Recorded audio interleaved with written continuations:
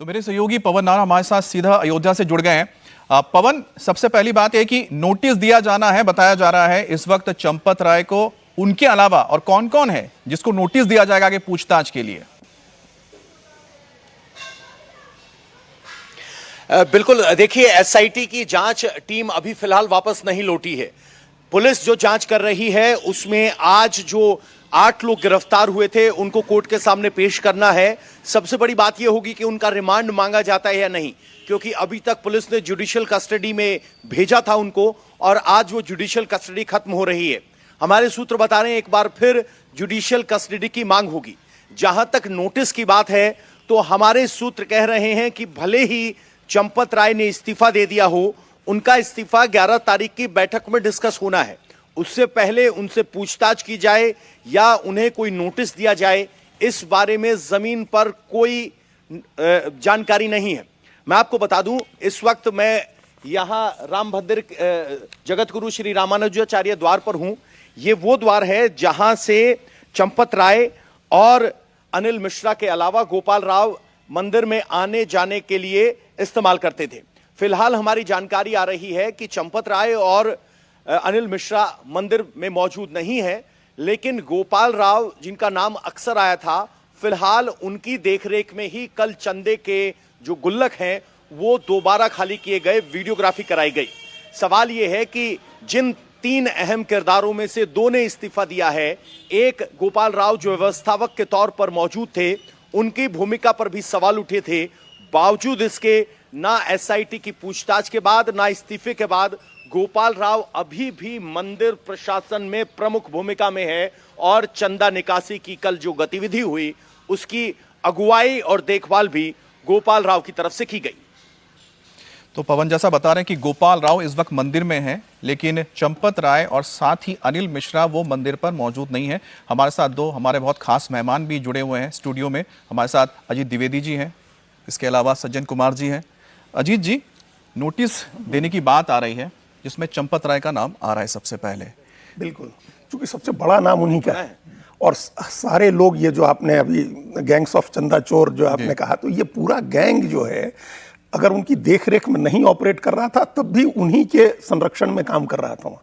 हम लोग अभी ये नहीं कह सकते हैं कि वो गैंग चला रहे थे या उन्होंने ही सबको ऑथराइज किया था कि लूट लो, लेकिन ये उनके नीचे उनके संरक्षण में काम करने वाले लोग थे जिन्होंने इतना बड़ा गबन किया है, आर्थिक अपराध किया है, कानून की नज़र में अपराध है और नैतिक धार्मिक रूप से भी एक बड़ा अपराध किया है जिससे करोड़ों भक्तों की आस्था आहत हुई है।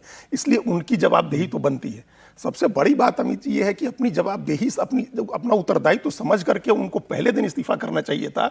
अगर एक मोरल हाई ग्राउंड उन्होंने लिया होता तो आज चीजें इस स्थिति तक नहीं पहुंची रहती कि उनको इतने अपमानजनक तरीके से, देखिए उन्होंने बहुत कोशिश की और ये बात आप भी जानते होंगे और ये चर्चा है आम की, किस तरह से उन्होंने दिल्ली, लखनऊ, नागपुर सब साधने की कोशिश की और हर जगह से कह दिया गया कि कोई राहत नहीं है, ये ऐसा मामला नहीं है जिसमें आपको बचाया जाए। तो जब सारे ऑप्शंस खत्म हो गए तब उन्होंने इस्तीफे की पेशकश की। इस्तीफा 11 जुलाई को डिस्कस होगा, स्वीकार होना है, इसमें कोई संदेह नहीं है।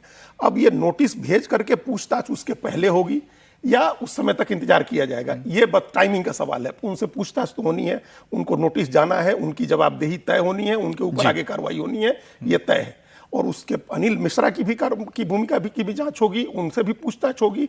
ये देखना है कि इनमें से किसका नाम एफआईआर में आता है और कौन गिरफ्तार होता है। अमित जी, गिरफ्तारी भी होगी इन बड़े लोगों में से। ये सिर्फ 8 प्यादे अरेस्ट करके ये काम नहीं चलेगा, ये मामला समाप्त नहीं होगा। जो 3 बड़े लोग हैं उनमें से भी गिरफ्तारी होगी। उसी ओर मुझे लगता है कि एक्शन भी शुरू हो चुका है। अब 5 तारीख की हम तस्वीर आपको दिखाएं। 5 जून को सबसे पहले जब इस बारे में जानकारी आई ट्रस्ट के सामने कि चंदा चोरी हो रहा है, यानी चढ़ावा जो दान दिया जाता है उसकी चोरी हो रही है, उसके बाद छापेमारी होती है और छापेमारी के बाद जो चीजें निकलकर सामने आई वो और चौंकाने वाली थी कि 5 लाख रुपए रिकवर भी कर लिए गए। सज्जन जी, 5 लाख रुपए रिकवर हो गए। ये देखिए, अविनाश शुक्ला के घर पर गए, इनके साथ वर्दीधारी भी नजर आ रहे हैं जो पुलिस के लोग हैं, ट्रस्ट के लोग भी साथ में हैं।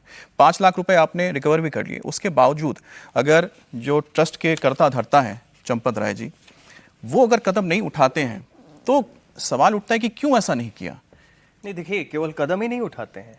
शुरुआती दौर में उन्होंने इसे ढकने की कोशिश की।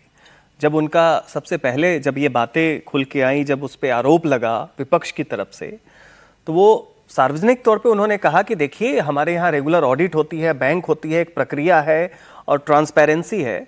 तो पहला प्रयास ये था, हो सकता है उसके पीछे मंशा उनकी ये रही हो कि मंदिर की बदनामी होगी। कई बार लोग सोचते हैं कि ठीक है, बातों इसे को मान लेते हैं।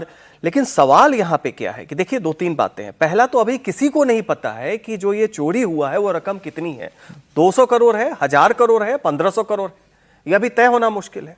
दूसरी बात, जो आभूषणों की बात हो रही है, सोने चांदी बाकी जो जेवर है, उसके बारे में तो कोई अकाउंटिंग ही नहीं है। उसमें क्या हुआ नहीं, अभी आ रहा है कि नहीं वहां वो सब सुरक्षित। आप कैसे कह सकते हैं सब सुरक्षित है? तीसरी बात देखिए, मामला यहां पे चंपत राय अनिल मिश्रा का नहीं है, मामला सार्वजनिक जिम्मेदारी की, जो कलेक्टिव रिस्पॉन्सिबिलिटी कहते हैं।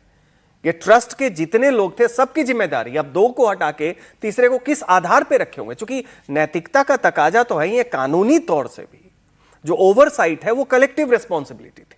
और जो लोग वहां पे थे जिन्होंने चोरी किया है वो इन्हीं लोगों के द्वारा नियुक्त किए हो गए थे। आपसे नजदीकी थी, आपने किया था। ऐसे स्थिति में सबसे पहले तो ये तय करें कि भाई चंदा चोरी का पूरी रकम कितनी है, कितने 1000 करोड़ में है, 200 करोड़ है, तो वो पैसा कहां गया? ये तो 1 करोड़ भी नहीं है, 80 लाख रुपए की बात अभी तक चल रही है उगाही की। हो कब रही है? मई के अंतिम हफ्ते में आपको पता लग गया था, 5 जून तक आपको पता लगा। उसके बाद एसआईटी होती है। अजीत जी ने पहले भी कहा कि 20 दिन आपने लैप्स होने दिए। अब किसी ने चोरी किया है तो 20 दिन में वो क्या क्या कर सकता है? लोगों को 1 दिन चाहिए होता है, कुछ घंटे चाहिए होते हैं।